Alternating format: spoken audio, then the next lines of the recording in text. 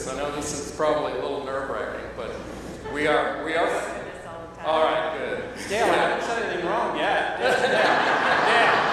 Dale, come back. Dale is actually going to be my roving.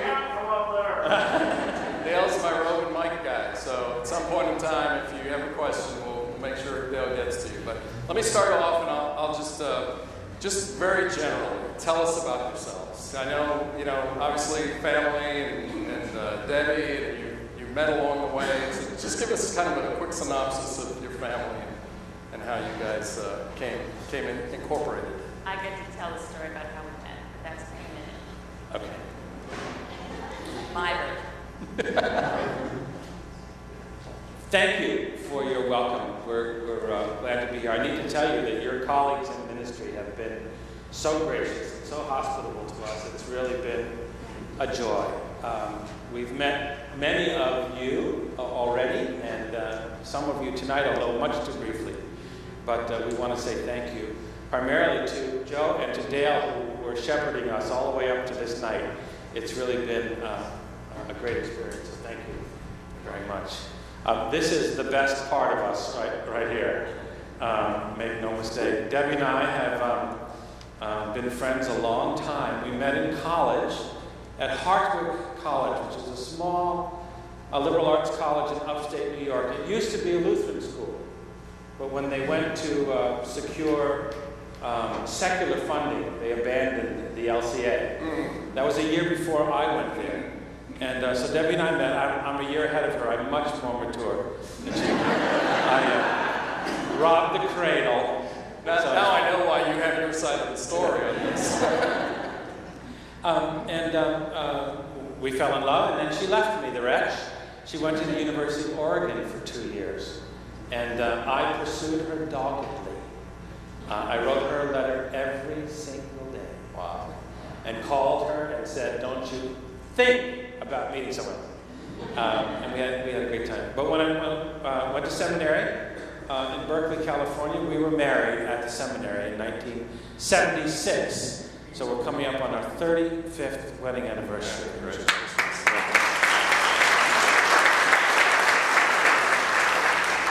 And since then, we have two beautiful daughters, Katie and Sarah. Katie is 26. And she works for Eli Lilly in endocrinology. She lives in suburban Syracuse. Our other daughter, Sarah, graduated from the University of Chicago last year, and she's in a PhD program in Salt Lake City in geophysics. And so our nest is empty, and we're free to roam. And so here we are. That's that. We've been in Buffalo. We were married in San Francisco, in Berkeley, when I was in seminary. Did internship in Amherst, Massachusetts. Did a clinical semester in Framingham near Boston. Went back for another year when I worked in San Francisco. Then we went to Liverpool, New York, suburban Syracuse. And then we came to Buffalo in 1983. And I've been at Holy Trinity since then. A long tenure for two people who spent their whole life up to Buffalo, never living anywhere longer than 3 years. So a big switch and change. So, well, that's enough for me. Yeah, Debbie. Debbie, you want to tell? Okay. Well, tell about your family, how you grew up. I'm an Army brat. My dad was career Army. I was born in Fort Dix, New Jersey. You'll hear more about it during the hymn festival. I have some things to say. But we were vagabonds in the military until we finally settled on Long Island, which is where I went to junior high and high school. I have one brother, Raymond, who's married, and my brother and his wife were not able to have children, so they adopted and had foster children. They had 22 children go through their home. And listen to this, they homeschooled them all. Well, they adopted 11. They adopted 11 of them. Wow. He's crazy. Yes.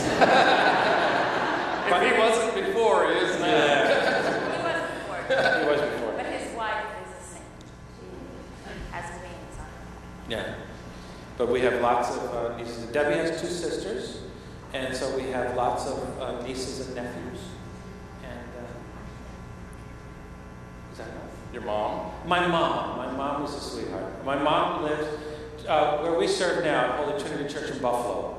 The church has a senior living apartment on our compound, 88-unit senior citizen apartment building. And 6 years ago, when my brother moved, he was living near my mother was living near him and working for him, which is a big mistake. But we talked her into coming into Buffalo as her health was getting frail. So we moved her into Trinity Tower, which is the church's apartment building, into a very nice apartment, but we made one very large mistake. She lives on the 5th floor, facing my office. So if I stay any time after 9:30 or 10 o'clock, the phone rings. My mom and dad both from Germany. My mom still has an accent. So the phone will ring at 10:15. Hello, Charles. Are you working late tonight? Yes, Mom, I am. One day, Debbie and I left church together in her car and left my car in the parking lot. And my mother looked out the balcony every 15 minutes for 7 hours, and finally after midnight had the courage to call me at home and go, "Are you okay? I thought for sure you were in church with them, laying on the floor bleeding." So one of the things that are very important to us is that wherever we go, Mom goes. So that's important to us. Thank you. Debbie, tell us about yourself. I was born in New Jersey as well, and my dad worked for Citibank in the international division of Citibank. And when I was 5, almost 6, we moved to Buenos Aires, Argentina, and then to Bogotá, Colombia, then to Ecuador, and then Montreal, Quebec, and then finally back to the mother branch, as my father called it, in New York City, to their hometown where they had grown up in New Jersey. So I graduated from high school in New Jersey. So 8th grade to 12th grade was back in New Jersey. And then meeting Charles in college was a great story, and I get to tell it once. This is very good. Had a common friend from my hometown who was dating one of Charlie's fraternity brothers. And Charlie had a very, very thick, Long Island accent in those days. And all he ever talked about was cars and stereos. And whenever Florence introduced Charlie, she would say, "This is my friend Charlie Banks from Deepak, have a beer." But at a party or in a bar, which we did not frequent very often, but Florence did, she would drag him around going, "This is my friend Charlie Banks from Deepak, have a beer. My friend Charlie Banks from Deepak, have a beer." She thought it was so hysterical, but it wasn't. But she had introduced me to Charlie about 40 or 50 times, and I sat down in German 101. How we both ended up in German 101 is another long story. But sat down and turned to him and said, "Hi, Charlie." And he said, "Hi, Betty." And then he called me Betty again, and I thought, whoa, I really made an impression on this guy. But we called each other, and I said, "Hello, George." And so we called each other Betty and George for quite a long time.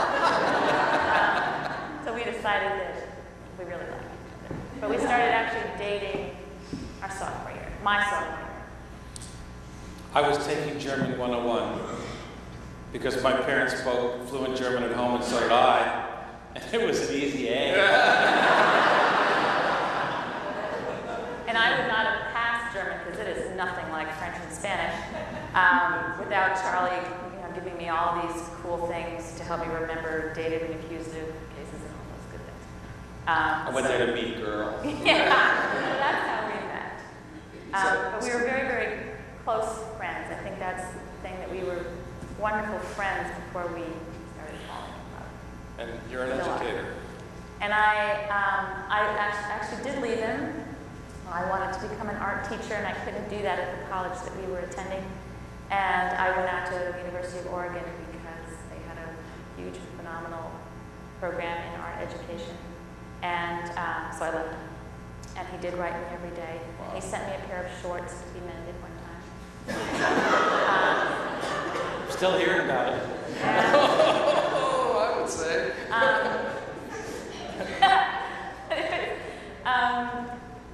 When I was trying to decide whether or not to leave Harvard and go to the University of Oregon, Charlie had recommended that I take a course with his religion professor. And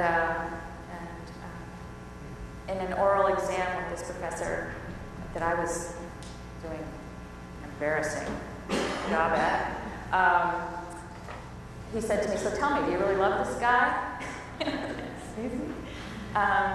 He stopped the exam and told me all about his wife and he and how they had been separated for all of his seminary years, and he said that if you really love him, you'll be fine. I had good professors. So I did go to the University of Oregon and got my degree in art education, and then moved down to start seminary, and we lived in 9 different places in 11 years, and I never got to be a teacher. And then we ended up in Syracuse, and I got another job that was really fun right away as an interior landscaper of all things. And then we moved to Buffalo, and we started to have children, and I never got to be an art teacher. And the college years were looming, and while my children were home, I got to be an at-home mom, which is a luxury these days. But I became a professional volunteer, and ended up serving on the Buffalo Board of Education. Very scary thing. And that's a whole evening worth of stories. And in that 3-year tenure, decided, no, I have to get back to teaching. And I really, really want to be in an urban school district where you have a very high percentage of children who are coming from very stressed families and high poverty. And set out to do that and go back to school full time and get my master's and state certification. And oddly enough, I ended up teaching in a private Jesuit school for boys. The Holy Spirit is amazing. And now I wouldn't have given up that experience for anything. But it was so great today to be with little people. It's a whole other kind of energy, and I was exhausted after a few hours of it, but it was really, really wonderful. And the school here is all magical. It's wonderful. Absolutely wonderful. Cool. Pastor, tell me tell the congregation a little bit about the journey that brought you here to Gloria Dei. It's a great story. We were sitting in Buffalo at Holy Trinity Church, and my bishop called and said, "Charlie, I got a call from the bishop in Virginia, and they have a congregation that wants to look at you." And I went, "Oh." And I don't know, your experience, you haven't entered a call process for a senior pastor in 40 years. I haven't been in a process for 28 years. And so, and never in the ELCA. I came up through the ULC and the LCA. And so everything has changed, as you know. And my bishop said, well, if you want to have anyone look at you, or if you want to look at anyone, you have to fill out a ministry profile. And I went, because the last time I moved, I shook the bishop's hand. And that was it. So I said, fine, I'll do it. I said, where is it?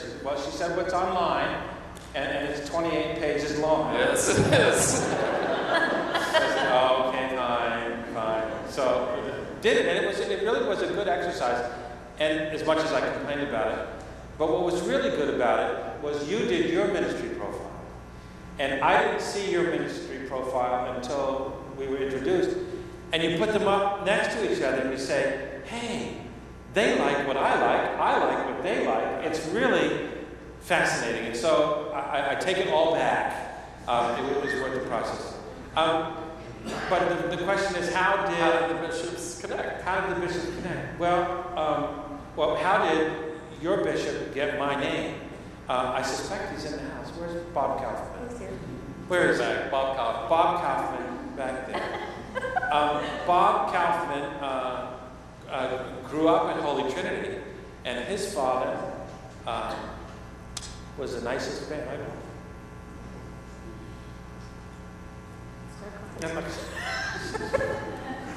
Give me a minute. Carl Kaufman and I were best buddies. And it centered around church, but it hovered around food. We both loved breakfast, and we found that there were 2 restaurants in Buffalo that served the best French toast you've ever had. So once a month, Carl and I would go out for French toast. And Carl went home to God while he was in Holy Trinity. And his daughter and son-in-law were your musicians. Barb And Brian. and Brian Larson. Yeah.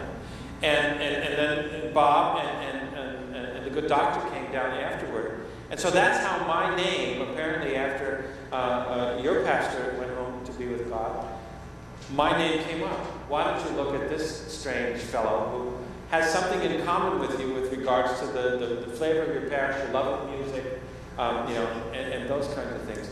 So that's how it came about that your bishop got my name, and when I heard that this was the parish, I filled up my paperwork, and there we go. And I had to tell you, Bob, I hope I'm not breaking your confidence, but the day your church council met with me and Debbie and approved to send us to you here tonight, Bob pulled out his dad's funeral card. And it was the same day. Yeah. So how did I get here? God said, why don't you? That's how we got here. And that's an interesting thing. You know, this was October. Was it October when the first call back? It was like, Virginia. Where is Virginia? No. We have a lake house on one of the Finger Lakes in New York, and when we finally retire, we hope we end up there. It's like, Virginia? No. But then these things, just keep happening, and you do see signs along the way, and things begin to fall into place. So it becomes easier to say, I guess I need to be open to the idea of Virginia. And I shared this with the call committee that when Charlie first came down here, he didn't think anything would come of it. He really didn't. And he thought he was just going to come down and you were going to see this really overweight guy. And you're going to... Handsome, though. He thinks he's cute like Snoopy. Cute like Snoopy. You know, he says, but I'm cute like Snoopy. Same kind of little. And, all right. Are you in the doghouse much? Oh, yeah. But after he met all of you on the call committee, he called me from the airport, and he had a different sound in his voice. He sounded happy and excited, and I hadn't heard that in his voice in a couple of years. And I think there had been this restlessness and a wondering of, am I continuing to be called to Holy Trinity, or is there something else out there for me? And you would just have to say, okay, God, then I have to be open. If it is to be, then it is. Yeah, neat story, and definitely the work of the Holy Spirit. So let me ask you, okay, so what intrigues you after you've been, this is your 3rd visit with us. What is it that intrigues you about Gloria Dei? What, and has that changed over these 3 times? It really hasn't. There is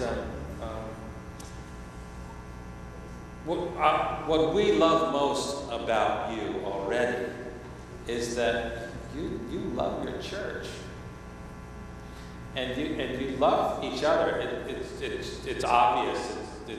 It's painted all over you, and I've been around, and that's not everywhere, ladies and gentlemen. You have something very special here, and you and your pastor, may God bless him, built a nice family. And that's very powerful. And it's very attractive. And this church embraces people. And when, how many of you have been here associated with the parish less than 10 years? Yeah. Do you agree? Yeah. Now the old timers, I know there are some. You might not see what you have, but the people who come here knew. Who's been here less than a year? Not too many of you tonight, but I'm right, aren't I? This parish embraces people, and it's a great family, and you've done a wonderful job, and God bless you. And if God works, that we will be together. It'll be neat to be a part of your family. There's a joy in ministry, the way you talk about your different ministries. That's very exciting. Invited to be considered to be a part of it. It's really wonderful. So Debbie, with your background in fine arts, when you entered the sanctuary for the first time, what jumped out at you, if any? Oh, a lot. A number of things. First of all, the wall behind, when you first walk in, that is very different. Architecturally, it's very different. And I've never seen anything like it. And almost, I teach architecture, and we do medieval castles. And it looks very much like an old castle or an old English manor or something, especially with the shields. And that was very, very different, and it struck me. And then the windows, being able to see out and to see in as you approach the church is really beautiful.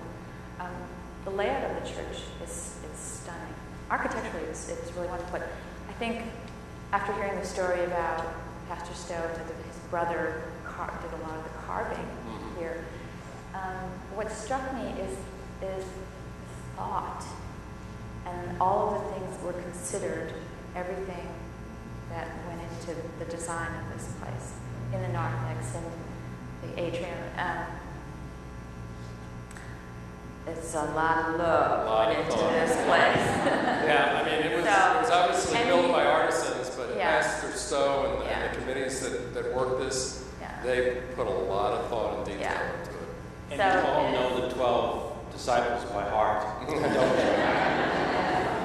And I said 12 the other day when I was describing it to Charlie, and he said, no, there's only 11 there, and I went, sure. I said Judas wasn't there. He is. Right. I know. Yeah, you can tell we've had this conversation. Thank you, Debbie. Pastor, tell us a little bit about worship and your preaching style. How would you characterize that? I remember there were many questions about that, but in my profile they asked a similar question, and I said that I was an exegetical, liturgical, a lectionary preacher. And some people went, what? I had to look some of those words up. And those of you who've been around know that there are all sorts of different preaching styles. An exegetical preacher is one who begins with the texts. And so instead of looking for a topic for the day, I would always turn to the texts appointed for the day. So tomorrow, this Sunday, I'm focusing on the man born blind. That's the gospel for the day. If the gospel is, if I've preached on it too many times, I'll go to the second lesson, or I'll see how all three work together. But that's where I start. So I'm, at my core, I'm an exegetical preacher. And I follow the lectionary cycle. In our church, there's a 3-year cycle where the lessons repeat every 3 years. So all you need is a good set of 3, and then you can repeat the rest of your life. Yeah, you know they do. That's what I do with my articles for the newsletter.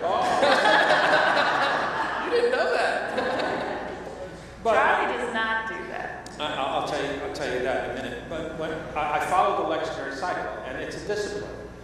Because you can look at the lessons and sometimes you say, thank you, Jesus, for this easy one. Or you go, thank you, Jesus, I don't want to look at this. But if you take it as a discipline, it becomes a discipline and a lifestyle. And so I'm faithful to the texts every week. That's where I start. I might go someplace, but I'm an exegetical preacher. I start with the text, and I'm a lectionary-based preacher.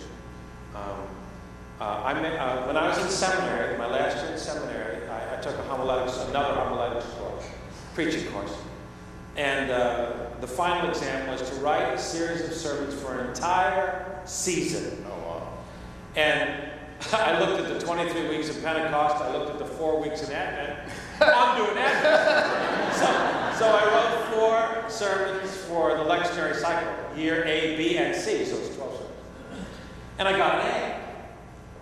And I filed them, and I was soon ordained, and I went to my first parish, and Advent came around, and I went, I have a drawer of A sermons.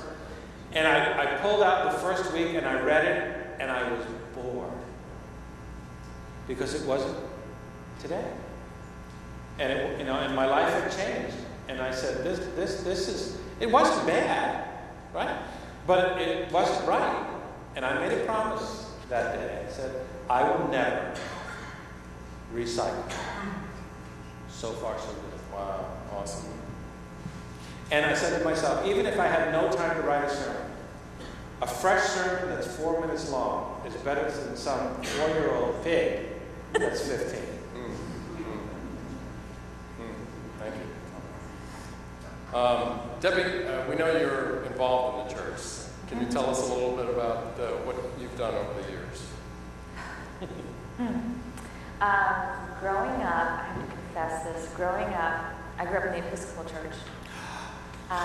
In a family that went on Christmas and Easter. I really loved going to church. And if I was in one of the countries we lived in, I think it was Quito, we ended up living in a house that was close enough that I was allowed to walk, and I went by myself, actually. But I learned early on that if you sang in a choir, you didn't have to go to Sunday school. So I've been singing in the choir since 3rd grade, and I love singing in the choir. I love singing with other people. I'm not a soloist. Freeze, panic. But I love singing with other people. And I love that feeling of blending my voice to the person next door to me. I love that feeling. I'm not sitting next to Charlie, which helps. No, he can sing just fine. I love church music. I love the hymns.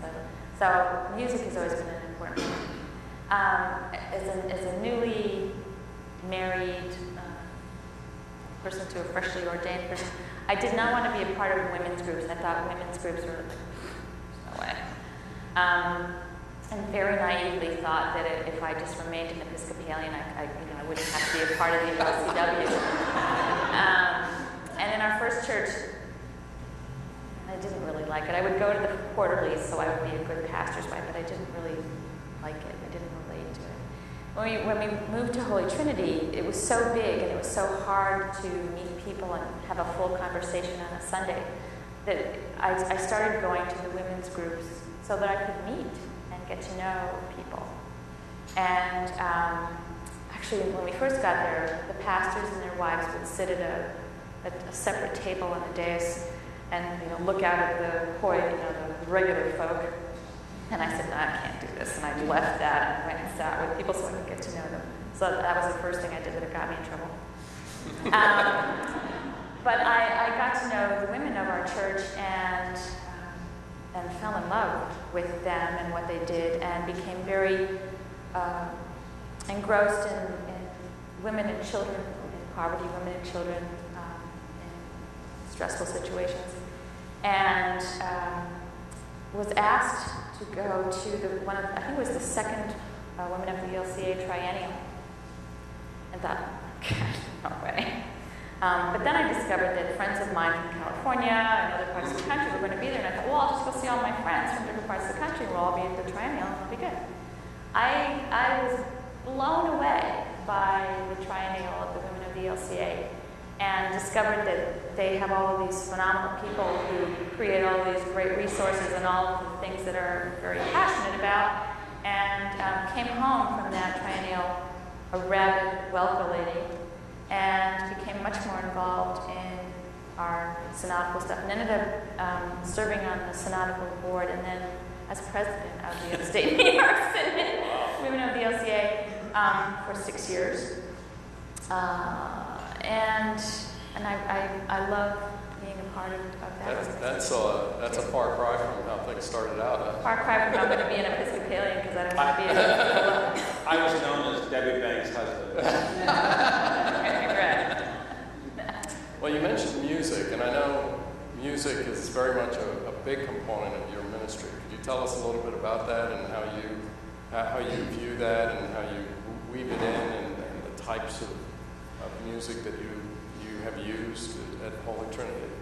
And you have a big music program also in terms of... We do. The Holy Trinity's had an extraordinary legacy of magnificent church music, sacred church music, mostly classical traditional church music. Our current organist, choir master, Jim Bigham, and I'll mention this again later, but Mr. Bigham dedicated your instrument. I was talking with my staff this week, and I had to tell my staff that we were coming down for our third interview. It was getting so awkward in the parish, people asking me, you know, Charlie, are you going to do this in 2 months, in 6 months, and so on and so on. I said, well, I don't know. You know, so I finally sat down with my staff and I said, we've been dating another girl. Oh. Well, you know, that's what it feels like. Yeah. That's what it feels like. And so I finally sat down with my staff. It was a teary and a tough day. But I sat down with Jim Bigham, and he said, well, he's from Charleston, Columbia, South Carolina. And he still speaks that way. He said, well, Charlie, where are you going? I said, well, it's a church in Hampton. He said, I dedicated an instrument in Hampton. And somebody said, what was the name of the church? He said, Gloria Day.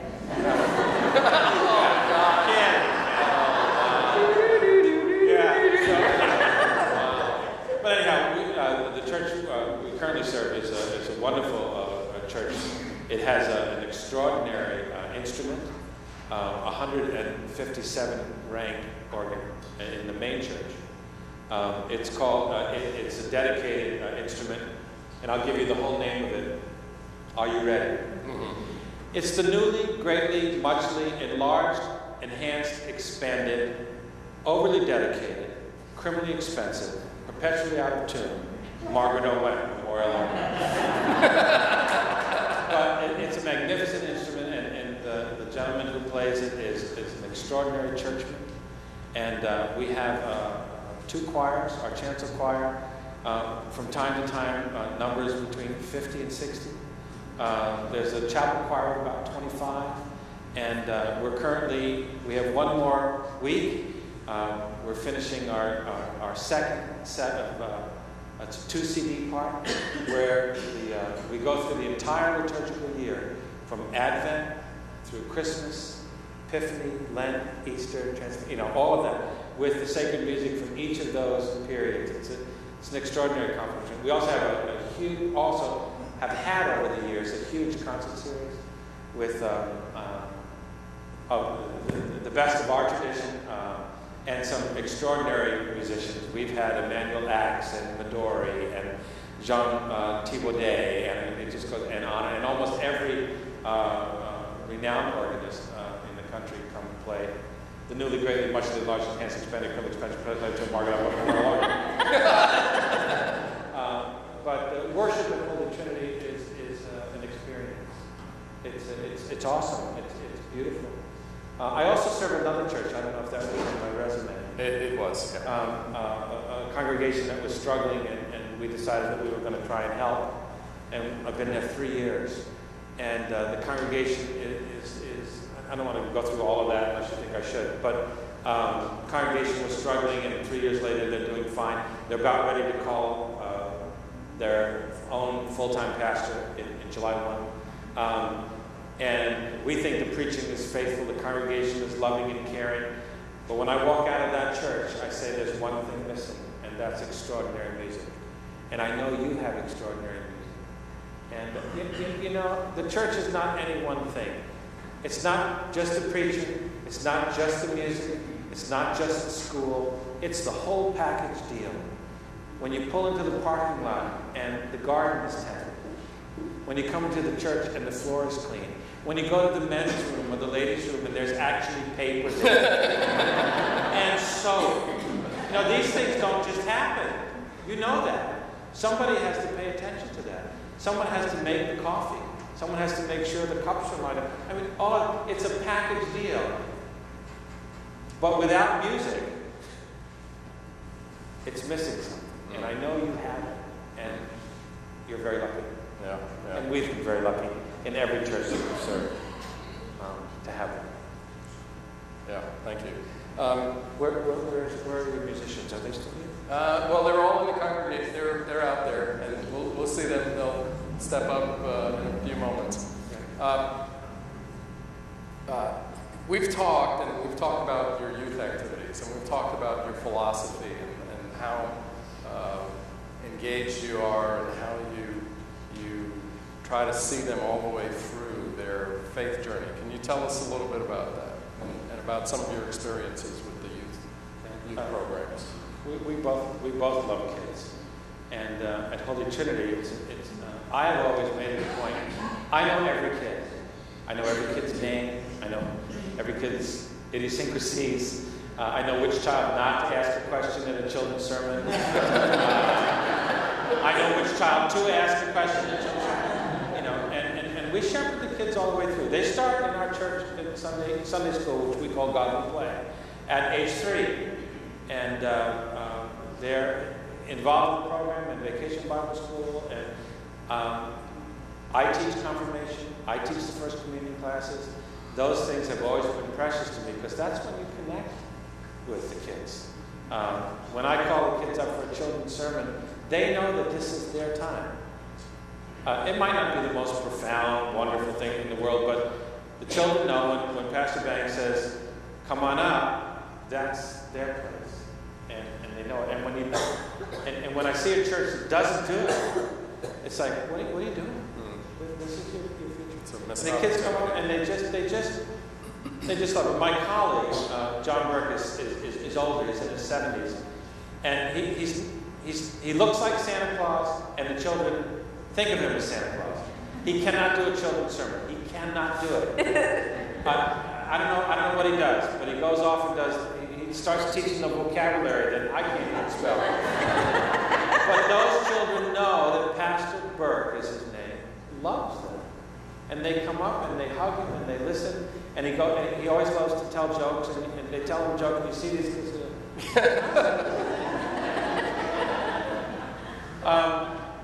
But that's important, you know. And I love the kids in my parish. They all know me. I've been there long enough. I've baptized them. I've baptized their parents. You know, and there's this something that's very special about that. I love the kids. Thank you.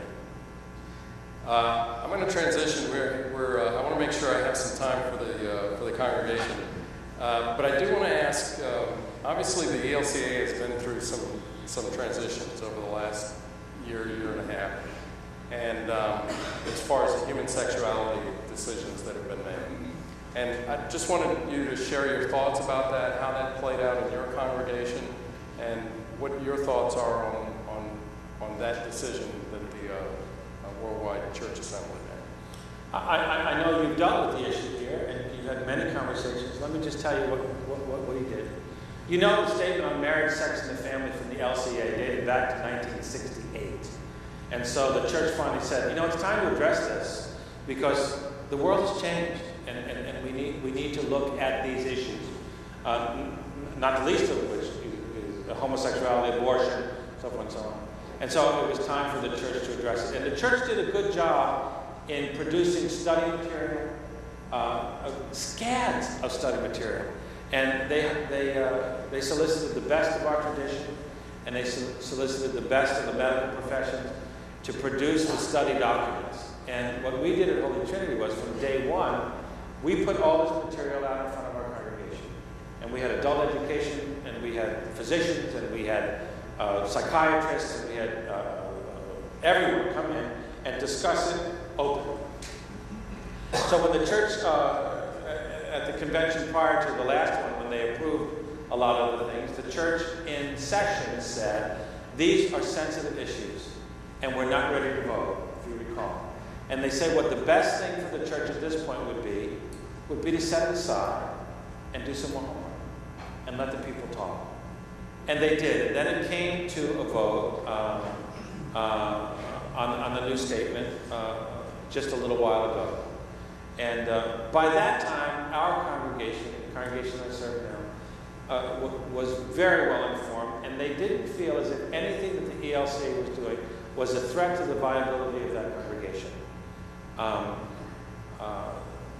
Holy Trinity is a warm, hospitable, welcoming, inclusive congregation in every way, ethnically, sexual orientation, the whole way. Where we are in the inner city, we are in the inner city.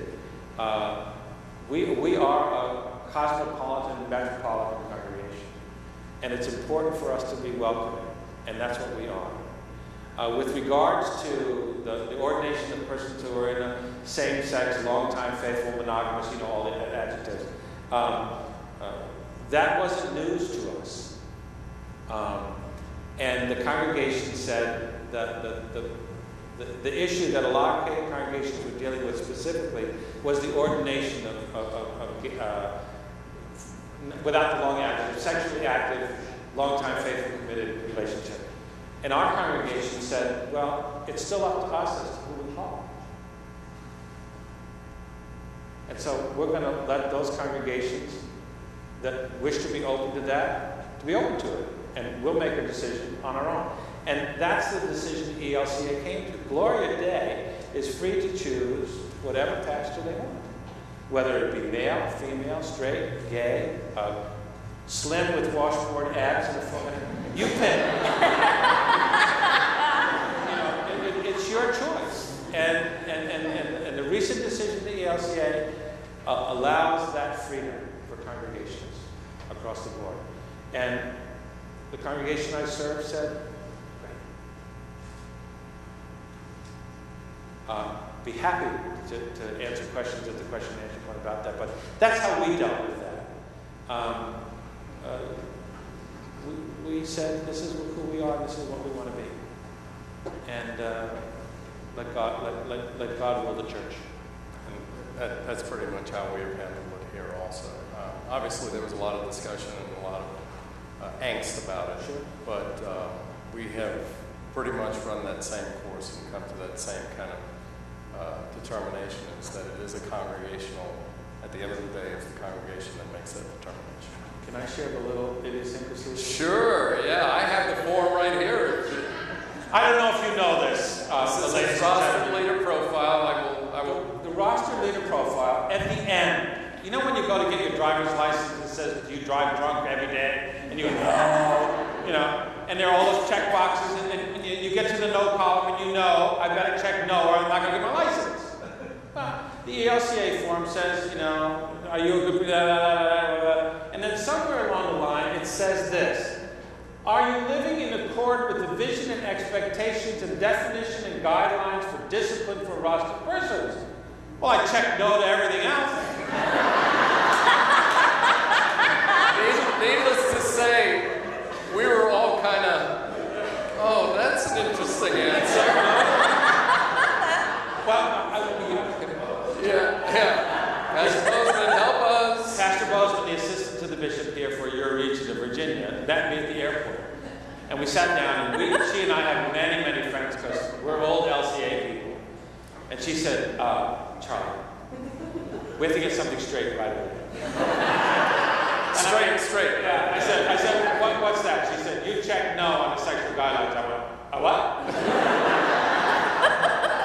And so the last time when we came into town clandestinely, I rented a good wife and fooled everybody.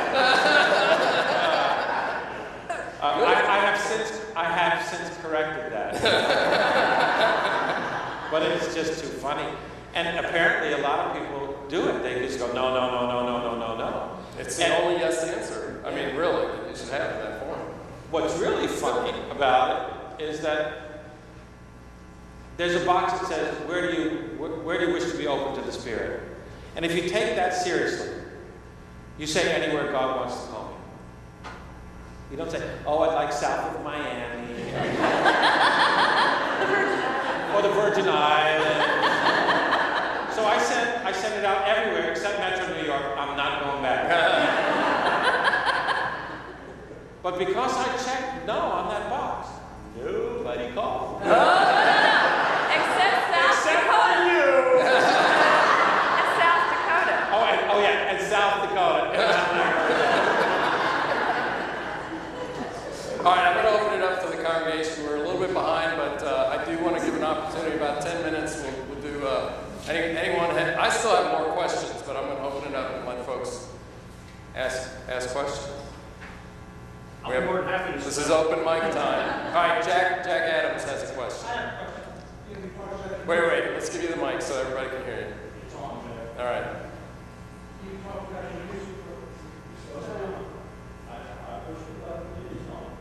It may have timed out, but sometimes. Okay, do we have another question? All right, here we go. Okay, I'm on. Now, you talked about your music program. What is one of your favorite hymns? Well, you're going to hear 5 of them tonight. Yeah. And that's part of the program. The hymns that we picked tonight, your friend asked me for my favorites, so We're going to hear them. you're going to hear them. And he's going to tell us a little bit about Yeah.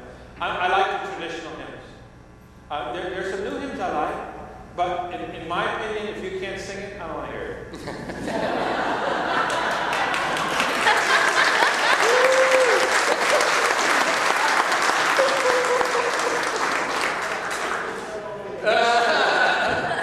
Come on, I want some questions. All right, go ahead.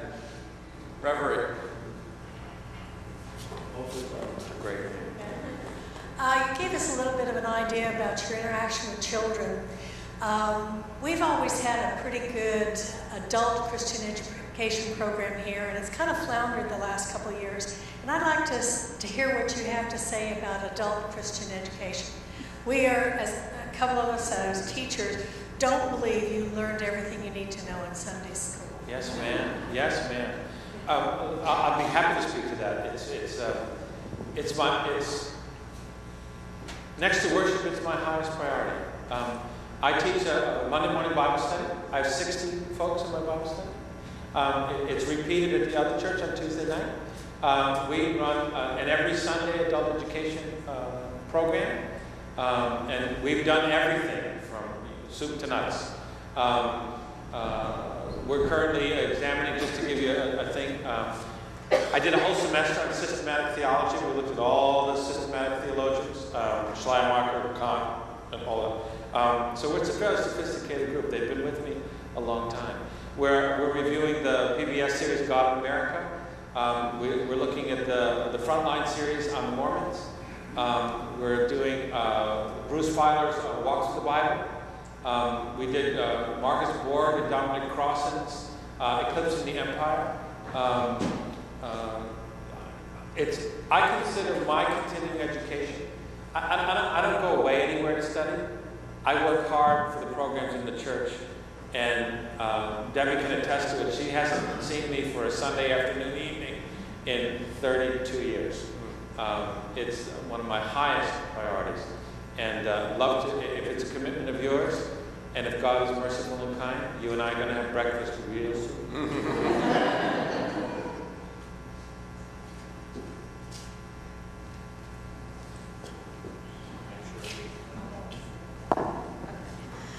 Well, first of all, I'd just like to say, you had me as soon as you said your mother came with you everywhere you went.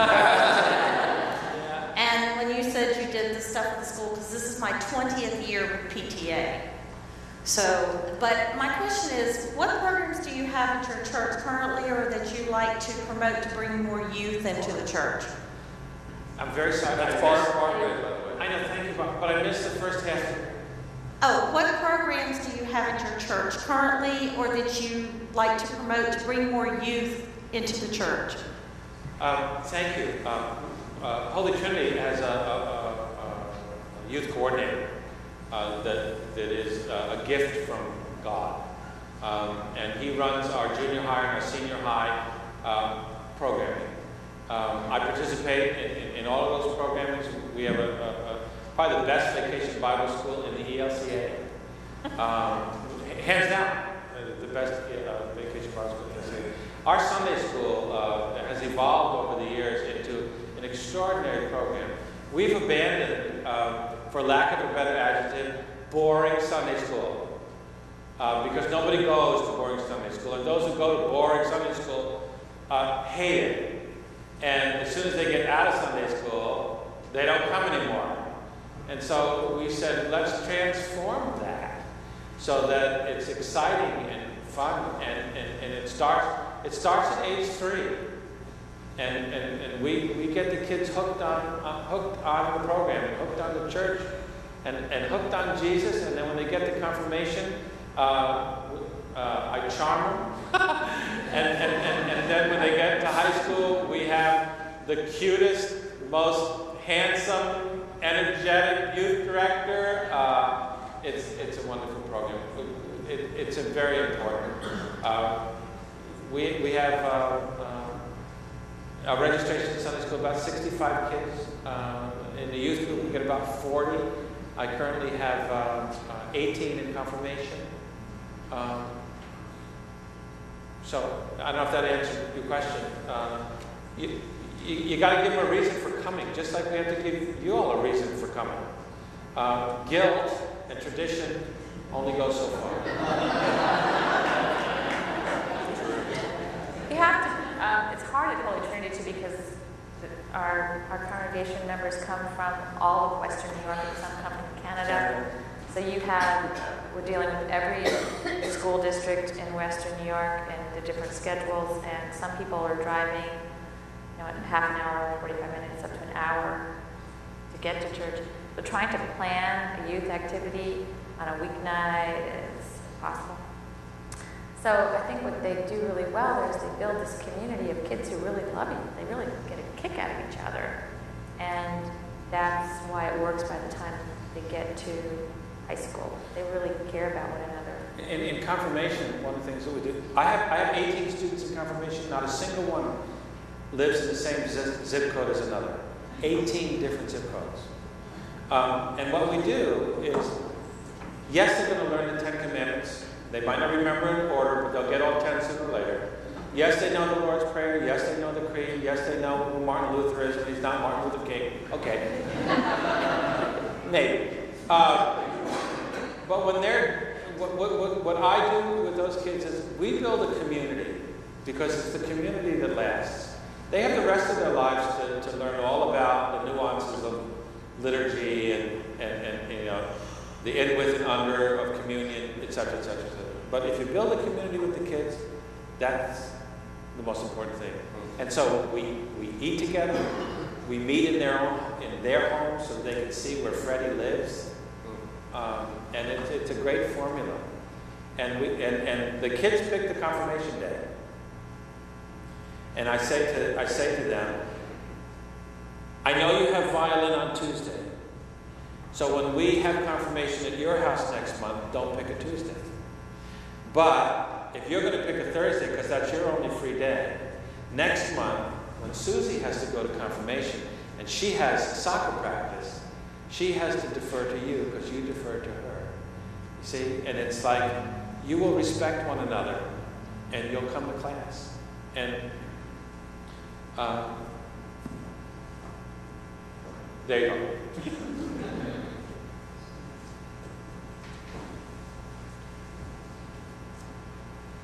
Dale? Yeah, Dale.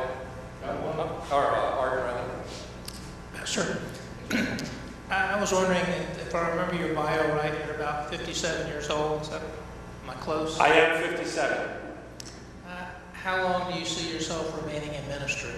And do you see this as your retirement ministry home? Do I see this as my retirement? I guess that's up to God. I have set a date. And as long as God and I have fun. You know, a lot of people, I think Dale, whether it was with your group, Joe, with yours, we turned around and we said, you know, how can you work, you know, you look at somebody's resume with the minors, how can you work so hard? How can you do that? I'm just, if you're having fun, do you care about how long it takes? No. There you go. I don't know if that's a good answer, but that's the best that I can give you. I'm still having fun, and I'm looking forward to where God will take us.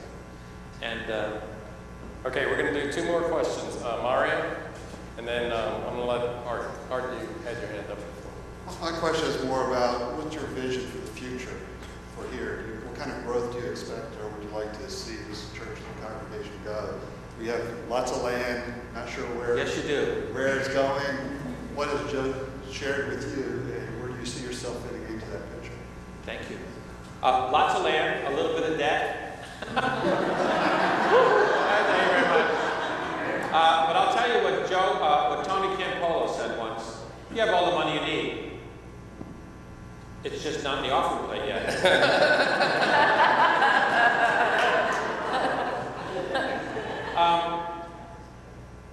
I wish I knew enough about Gloria Day and about you to answer that question articulately. But I can tell you this, that the first thing and the most important thing for us together, and everyone knows it, the first thing we have to do is we have to fall in love with one another. And we're going to do that. The second thing is you have to tell me who you are. I have to come in and spend my first year as a lover and a historian. That's my job. And I have to get to know you. And once I get to know you, and once you get to know me, and we have that trust level, we can do anything we want. So I don't have an answer, you know, an A, B, C, D. And if I did, you wouldn't believe me. Because you say, who's he? Where's he? Buffalo. But I've had a great track record of loving folks, and we've done great things. And once we love one another, and once I know your history, and you understand how I do business, well, right? We'll do great things. Okay, one more question. Pastor Peterson, right up front.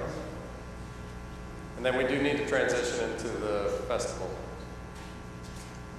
My question is probably kind of like Mario's. Your history has been in a multiple staff parish. Yes, sir. And I know if things work out, do you have any ideas in the future? You're going to be listening and loving for a year, but from what everybody around here has been telling us for the last 5 years, it's going to require more than just one person.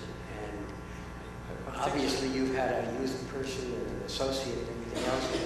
Do you have any idea, even at this early point? As what is good? Well, let me say this, because again, I don't really know. But I can tell you, the only difference between you and me, tell me your name again. Art. The only difference between you and me, as far as I know, is that I work at it full time. And, you know, the congregation I serve gives me a salary that allows me to do ministry full time. That's the way, and if you look at the letter of call, that's what it says. It doesn't say you're going to pay your pastor to do this job. The letter of call says you're going to pay your pastor so that he doesn't have to go out and get another job so he can do this full time. The only difference between me and you is that I'm going to be able to do it full time. And, well, you're all going to do it full time too on top of your job. But we have a ton of ministers here. We have a lot of part-timers. We have to determine how many full-timers we need. But the more part-timers we have working, the less full-time people. So I have lived in a multiple staff situation. I have to tell you, it's wonderful to work with colleagues. It really is. You build a level of trust and you love one another. And I have the best, currently, I have the best staff in the ELCA. And And we can build that together here too. How many? We'll see. That has to do with money too, right? Because if you've noticed, we've all gotten pretty expensive lately. The healthcare plan alone will kill you. Okay, Mark needs to ask a question. Yes. Okay, can Dale? This is the last one, and then we'll transition. Sure. I think, you know, the call committee certainly had their chance, and this is our chance. Yeah. And although I love music and I can't wait to sing for you and worship God and hear how the Spirit is working through you, through worship in the next few moments. But you had mentioned that Holy Trinity is a vital congregation. Yes. Worship is very of piety and esteem, if you will. Okay. It's very high, if you will, in worship. Is that correct? It's not It's high held church. with high regard. No, there's a difference between high church and well done. Okay. Can you? Okay. Okay, go ahead. Wait. I want you to hold that thought. Yeah. I'm from California too, and I know Berkeley very well. And I don't know how it was when you were in seminary there. You don't want But I know that it's quite liberal. And I like that, to be honest. Yeah. I also like high church too. Yeah. So I'm kind of a crossbreed. But, and you'll learn more about me as time goes on, I'm sure. But the East Coast is very, you know, has, I discovered, at least here in this place, worship here is what swept us away. So with that in mind, would you see yourself on a continuum, more liberal, more conservative, more just do the job and get it done, well done, or how would you describe that? Describe yourself in a worship and liturgical setting. Give you one more example to work with. You have an ELW. Yes. How would you utilize this creativity? Thank you, Mark. Thank you. Let me speak to the first point I made, because we've had conversations in council and on the call committee with regards to traditional worship, contemporary worship, which is a silly word. What is contemporary worship? Contemporary worship means it's happening today. What does that mean? But anyhow, my attitude about worship is the people. Do you know what liturgy means, the word? The word liturgy means the work of the people, okay? In my opinion, if the work of the people is good, if it's well done, it will serve the purpose. It will uplift you, it will bring you closer to God, it will create a fellowship. And it doesn't matter whether you're doing Bach, Poulenc, Elgar, Marty Haugen, Dave Brubeck, it has to be good. And if it's good, you'll come. I know all of you in this room, when you get in your car, you don't listen to the same CD every day, do you? You might listen to the same radio station in the morning because you need to know where the traffic is. But other than that, I mean, your whole repertoire in life is diversified. So can your worship be, as long as it's good. As long as it's good, we can do anything together. But I will not tolerate, at least if I'm the captain of the ship, I will not tolerate poorly done, poorly executed, not well thought through, thrown together, off the cuff worship. It doesn't happen if I'm in charge.